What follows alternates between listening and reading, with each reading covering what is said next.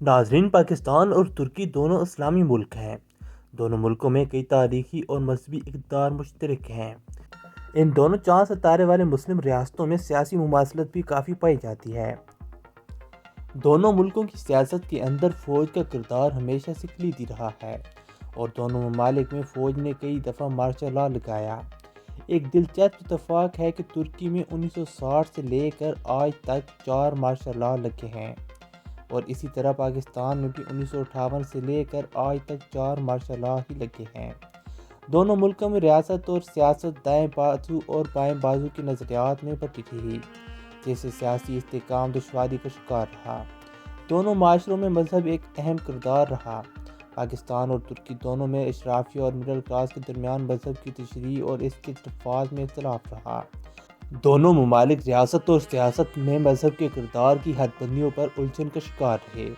ترکی میں پہلا martial law 1960 میں اس وقت لگا جب وزیر اعظم عدنان مینڈرس نے کمال اتاتürk کے دور کے بنائے گئے قوانین کو تبدیل کر کے ان کی جگہ پر اسلامی طرز کے قوانین لا کر ترکش معاشرے میں اصلاحات کا عمل شروع کیا۔ اس دور میں ہزاروں کے حساب سے مساجد کھولی گئیں، مذہبی تعلیمات کے لیے نئے اداروں کی بنیاد رکھی گئی اور عربی میں اذان دینے کو قانون قرار دیا گیا۔ ترکی کی فوج نے اقتدار کے اوپر قبضہ کر کے وزیر اعظم اور صدر دونوں کو گرفتار کر لیا اور ان پر غداری کے مقدمات بنائے گئے۔ غداری کے مقدمات کے نتیجے میں وزیر اعظم عدنان مینڈرس کو پھانسی دے دی گئی، بالکل اسی طرح جیسے پاکستان کے پہلے منتخب وزیر اعظم ذوالفقار علی بھٹو کو مارشل لا کے دور میں پھانسی دی گئی تھی۔ ترکی میں عدنان مینڈرس کی پھانسی کے بعد ان کو بے پناہ شہرت اور عزت ملی۔ ان کی پارٹی کو کئی بار الیکشن میں جیت ہوئی، جس طرح پاکستان پیپلز پارٹی کو بھٹو صاحب کے بعد عوام میں مقبولیت ملی اور کافی دفعہ اقتدار بھی نصیب ہوا۔ ترکی کی پارلیمنٹ نے 1990 میں عدنان مینڈرس کو ریاستی معافی دے دی اور ان کے جسد خاکی کو استنبول کے ایک عظیم الشان مقبرے میں منتقل کیا گیا، مگر پاکستان میں بھٹو صاحب اپنے عدالتی قتل کے 43 سال بعد آج بھی انصاف کے منتظر ہیں۔ ترکی میں دوسرا مارشل لا 1971 میں اس وقت لگا جب ترکی کی اقتصادی حالت انتہائی خراب ہو چکی تھی۔ دائیں بازو اور بائیں بازو کے گروہ ایک دوسرے کے اوپر پرتشدد حملے کر رہے تھے، جس کو بنیاد بنا کر ترکی کی فوج نے مارچ 1971 میں حکومت کا کنٹرول سنبھال لیا اور کمال اتاتürk کے نظریات کے مطابق حکومت تشکیل دینے پر زور دیا۔ وزیر اعظم سلیمان دیمیرل نے استعفیٰ دے دیا اور فوج نے اپنے ایک من پسند شہری فریق کورتürk، جو کہ ایک ریٹائر نیور آفیسر تھا، اس کو ترکی کا صدر بنا دیا۔ ترکی میں 1971 کی فوجی کارروائی کے بعد بھی سیاسی انتشار اپنے عروج پر رہا۔ 1970 کے عشرے کے دوران ترکی میں 11 وزیر اعظم تبدیل ہوئے۔ پاکستان میں بھی 1951 سے لے کر 1958 تک 6 وزیر اعظم تبدیل ہوئے اور بالآخر 1958 میں مارشل لا آ گیا۔ ترکی میں دائیں اور بائیں بازو کے درمیان سیاسی فسادات گلیوں تک پہنچ گئے اور ہزاروں افراد مارے گئے۔ اسی طرح کے فسادات 1977 میں بھٹو صاحب کے دور میں بھی ہوئے تھے، جن میں کافی بے گناہ لوگوں کی جان گئی تھی اور ان فسادات میں دائیں بازو کی مذہبی پارٹیاں پیش تھیں۔ ترکی کی فوج نے حسب معمول 1979 میں مداخلت کے بارے میں ایک بار پھر غور و فکر کرنا شروع کر دیا اور مارچ 1980 میں فوجی آفیسرز نے سرکاری ٹی وی پر آ کر حکومت کو تحلیل کر کے ملک میں مارشل لا نافذ کر دیا۔ یہ ترکی کا تیسرا مارشل لا تھا اور اس طرح کا واقعہ پاکستان میں جولائی 1977 کی یاد دلاتا ہے، جب جنرل ضیاء الحق نے ٹی وی پر آ کر اعلان کیا کہ میرے عزیز ہم وطنوں، ملک کی پارلیمنٹ کو تحلیل کر کے مارشل لا نافذ کر دیا گیا ہے۔ ترکی میں اس دفعہ بھی فوج نے ایک سابق نیول آفیسر بلنت اوسلو کو ملک کا وزیر اعظم بنایا۔ پھر ترکی میں 1995 میں انتخابات ہوئے، جس میں اسلامی ویلفیئر پارٹی کو واضح اکثریت حاصل ہوئی، جس نے اپنے اتحادیوں کے ساتھ مل کر حکومت بنائی۔ ترکی کی فوج کو اسلامی اصلاحات کسی طرح بھی قابل قبول نہیں تھیں اور اب اسلامی پارٹی کی حکومت نے فوج کے لیے خطرات میں اضافہ کر دیا۔ ترکی کی فوج نے وزیر اعظم اربکان کو چند تجاویز دیں جن پر عمل درآمد کے لیے حکومت پر زور دیا گیا۔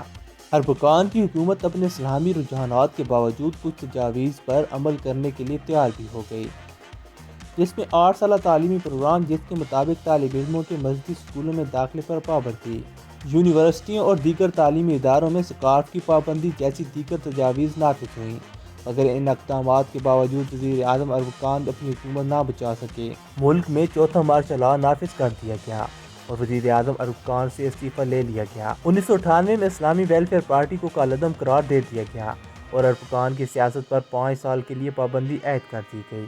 اسلامی ویلفیئر پارٹی کے بچے کچھ اراکین، جن میں موجودہ صدر رجب طیب اردوغان بھی شامل تھے، نے مل کر جسٹس اینڈ ڈیولپمنٹ پارٹی بنائی۔ ترکی میں 2002 میں عام انتخابات ہوئے جس میں جسٹس اینڈ ڈیولپمنٹ پارٹی کو واضح اکثریت حاصل ہوئی، لیکن پارٹی کے صدر طیب اردوغان حکومت نہ بنا سکے کیونکہ ان کے اوپر الیکشن لڑنے کی پابندی تھی۔ ہوا کچھ یوں تھا، اردوغان جب استنبول کے میئر تھے، انہوں نے ایک نظم پڑھی تھی جو ریاست کے حساب سے فسادات کو ہوا دیتی تھی، اس لیے 1994 میں ان کے اوپر انتخابات لڑنے پر پابندی عائد کر دی گئی تھی۔ اس وجہ سے 2002 میں ان کی جگہ عبداللہ گل وزیر اعظم بن گئے، مگر بعد میں ان کی پارٹی نے مل کر پارلیمنٹ سے قانون پاس کروایا جس سے اردوغان پر سے پابندی ہٹ گئی اور وہ 2003 کے بعد وزیر اعظم بن گئے۔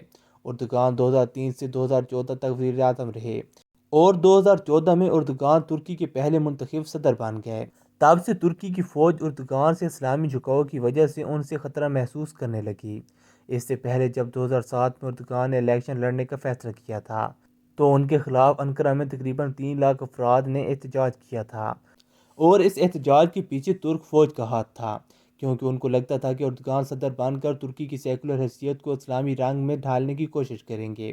طیب اردوغان کو ان کی اسلامی طرز کی پالیسیوں سے چھٹکارا پانے کے لیے ترکی کی فوج نے پھر سے جولائی 2016 میں مارشل لا لگانے کی کوشش کی۔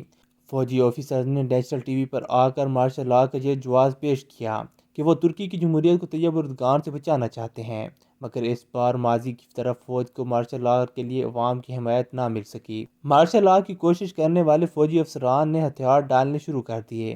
عوام کی غیر مثالی حمایت کی وجہ سے فوج اس بار مارشل لا نہ لگا سکی۔ ترکی میں تو اردوغان کو عوام کی حمایت کی وجہ سے فوج کا سیاست میں داخلہ بظاہر بند ہو گیا ہے، لیکن کیا پاکستان میں بھی ایسا ممکن ہے کہ ترکی کی طرح پاکستان میں بھی فوج اب سیاست میں حصہ لینے کا نہیں سوچے گی، اور اگر ایسا سوچے گی تو عوام ان کا راستہ روک پائیں گے؟